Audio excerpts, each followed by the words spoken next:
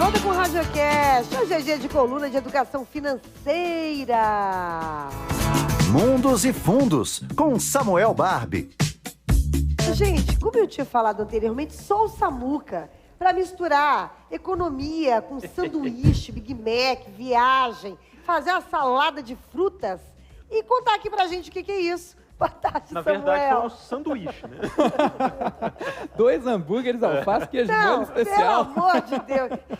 No grupo hoje. Gente, hoje eu tinha uma ideia maravilhosa, né? Tipo assim, sensacional, Samuca. Gente, mas você sabe que os economistas são super criativos, Eu tô né? percebendo.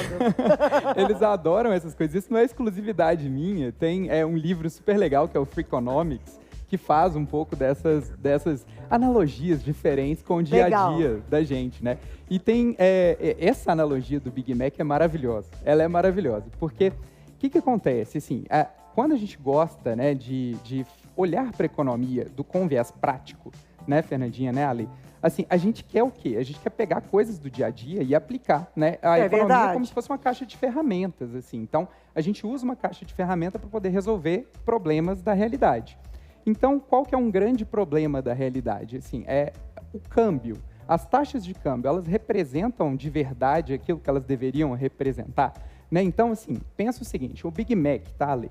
Você vai comprar um Big Mac aqui no Brasil, ou você vai comprar um Big Mac em Buenos Aires, ou em Paris, ou em Tóquio, enfim. É o mesmo produto, concorda comigo? Assim, concordo. A The Economist, então, ela tinha um problema. A revista, que é uma das mais famosas de economia do mundo, ela tinha um problema clássico, que era o seguinte, olha, as taxas de câmbio, elas refletem, de fato, aquilo que a gente chama de paridade do poder de compra, tá? O que é isso? Se eu vou comprar um Big Mac em qualquer lugar do mundo, esse Big Mac não deveria ter proporcionalmente o mesmo preço em diferentes lugares? Então, ok, vamos partir do pressuposto seguinte, aqui no Brasil o Big Mac custa R$20. É um pouco mais do que isso, mas só para facilitar a conta, beleza? Nos Estados Unidos ele custa $5. Então, qual que é a proporção? Se eu tiver 20 para 5, eu tenho uma proporção de 1 para 4, de 4 para 1, certo? Então, olha só, se eu vou para os Estados Unidos e compro o hambúrguer lá, essa taxa de câmbio hoje, ela está por volta de, a gente falou lá atrás, né? O dólar está caindo mais, a gente está ficando feliz com isso, né? Algumas pessoas nem tanto, mas a maioria eu acho que fica, porque quando cai a taxa de câmbio, os preços melhoram para a gente de produtos importados. Mas, então, olha só, se você vai nos Estados Unidos e compra por $5 um hambúrguer, mas ele está custando R$4,60 o dólar, você está pagando mais caro no hambúrguer nos Estados Unidos do que você pagaria ele no Brasil. Com certeza. Certo?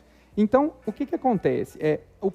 A paridade de poder de compra, ela tende a dizer o seguinte, as taxas de câmbio elas devem equalizar o preço dos produtos e dos serviços ao longo dos diferentes locais do mundo.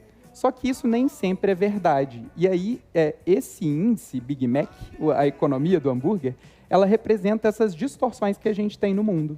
E aí isso virou assim, uma febre, passou a conter em todos os livros de economia, assim, a gente aprende isso na faculdade, e é o máximo, entendeu? De você entender o seguinte, olha... Quanto que um Big Mac, então, deveria, por esse raciocínio, quanto é que um Big Mac deveria custar nos Estados Unidos? Pois o Big Mac, na verdade, no Brasil... Ou no Brasil, né, na verdade? O que diz respeito a essa taxa, ou esse índice, é o seguinte, o Big Mac no Brasil, no Brasil e nos Estados Unidos, ele deveria servir para equilibrar a taxa de câmbio, ou seja, qual seria a taxa de câmbio que a gente deveria pagar para ter um equilíbrio? R$4, entendeu? Que seria a proporção entre o preço do mesmo produto nos Estados Unidos e o mesmo produto no Brasil. Olha que interessante. Então, a gente vê que a taxa está 4,60. E aí a gente vai olhando ao longo do mundo inteiro, a gente vai vendo uma distorção gigantesca dos preços do mesmo produto em diferentes países. E isso tem uma aplicação prática maravilhosa que eu uso para viajar. Entendeu? Claro. Então, assim, eu sou apaixonado por viagem, adoro viagem. Então, eu falo assim, toda vez que eu vou escolher um lugar para viajar, eu parto do pressuposto de que eu quero gastar menos para ter os melhores produtos da melhor qualidade possível. Se o Big Mac em um país é muito mais barato do que no Brasil, provavelmente a hospedagem, a alimentação, os passeios, tudo vai ser mais barato nesse país também. Então, esse índice ele é publicado pela Economist desde 1986, desde quando eu nasci. Então, todos os lugares que eu falei assim, eu tenho uma lista de lugares para visitar. Então, eu olho e falo assim, cara, eu quero conhecer vários países. Eu vou começar conhecendo aqueles que são mais fáceis ou mais baratos para mim. Então, eu olho para a lista e vejo quais são os países que estão super baratos. Aí eu vou falar os 5 países que estão mais baratos em relação ao índice Big Mac. Vocês às vezes pensam assim, poxa, tipo, se a moeda é muito desvalorizada é porque o país está totalmente desestruturado, está problemático e tal. Então, não deve ter apelo turístico. Mas os 5 países mais baratos têm apelo turístico demais. Assim. O primeiro deles é a Rússia. Aí você vai falar, poxa, mas a Rússia, né, ela estava na minha lista de um dos primeiros países para visitar. Você falar isso. Não, porque, de fato, eu sempre tive vontade de conhecer a Rússia. Eu sempre achei que a Rússia fosse muito caro. E não é, Fernandinha, é um dos países mais baratos do mundo para se viajar. Caramba. Assim, e isso é antes ainda, tá, do efeito da guerra, porque o último dado foi publicado em dezembro de 2021. O Big Mac na Rússia, ele custava 70% mais barato do que o Big Mac nos Estados Unidos.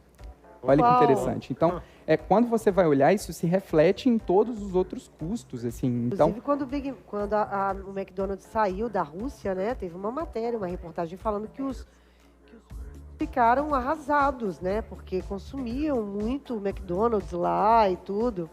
Loucura. Exatamente. Então, assim, hoje você não consegue nem comprar mais o Big Mac lá. A gente não consegue nem ir, né? Mas o dado, né, de dezembro, antes da guerra, era disso, de uma desvalorização da moeda russa de 70% frente ao dólar.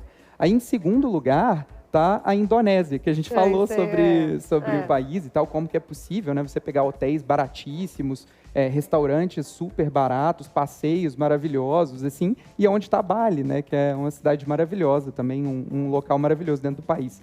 O terceiro país mais barato, e assim, Bali, a moeda está tipo 65% desvalorizada frente ao dólar, né?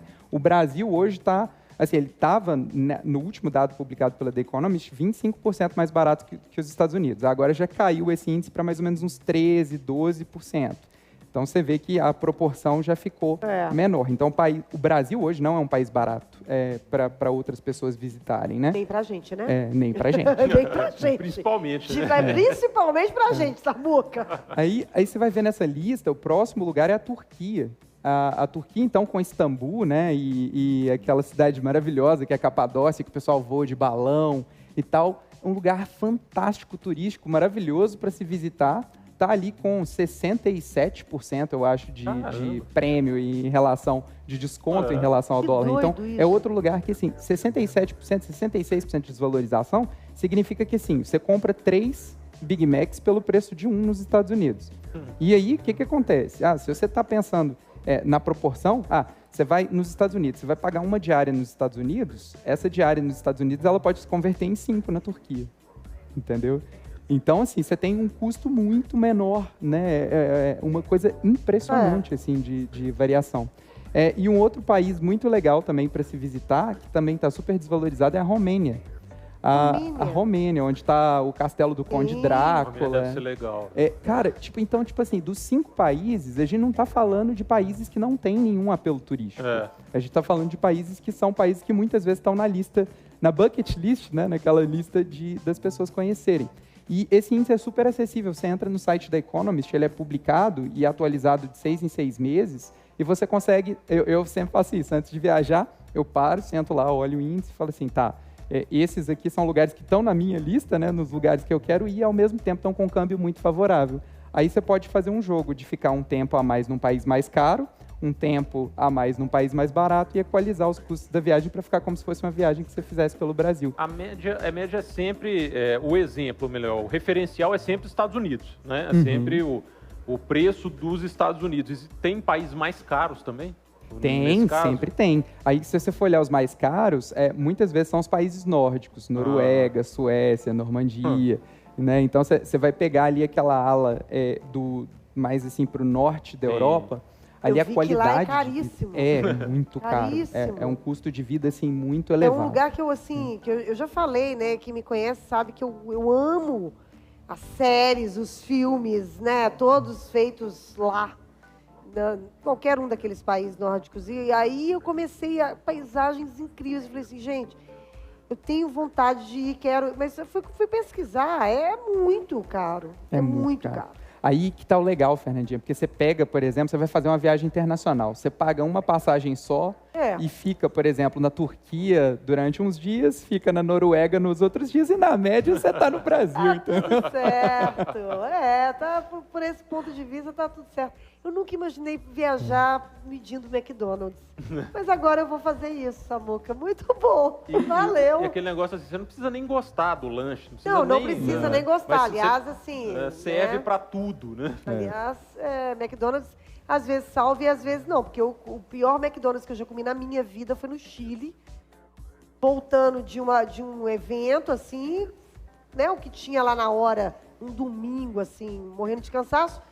E o McDonald's, assim, horroroso. O sanduíche, sabe assim, com verdura velha. Não era padronizado, coisas. né, Não era nem Fernandinho? um pouco padronizado. Eu olhei e falei, poxa vida, aí é fim de carreira, né? Mas esse índice, quando ele foi colocado lá em 86, o McDonald's, eu acho que a Coca-Cola, né, eram tipo as referências de produtos que assim eram iguais, né, ou tentavam ser iguais, né, no mundo inteiro. Então eles tiveram essa ideia de falar assim, poxa, vamos traduzir, porque esse negócio de câmbio é muito difícil para a gente entender, né? A economia em geral é uma coisa muito complicada. E eles tiveram esse clique de falar assim, poxa, se a gente pegar o produto, né, que teoricamente seria igual você comer ele no Brasil ou em qualquer outro lugar do mundo, então, se eu pensar que o câmbio ele vai se equalizar em torno do valor de um produto que é idêntico, né, eu tenho um referencial das taxas de câmbio. Isso aí viralizou. Viralizou na época. Tá certo. Samuca, muito obrigada, meu querido. Seja bem-vindo, né, à nossa nova configuração, linda casa, né? É isso aí, volte mais vezes, tá? Aqui presencialmente. Com certeza, muito obrigado, viu, pessoal? Beijo pra você, boa semana. E vocês também. Valeu.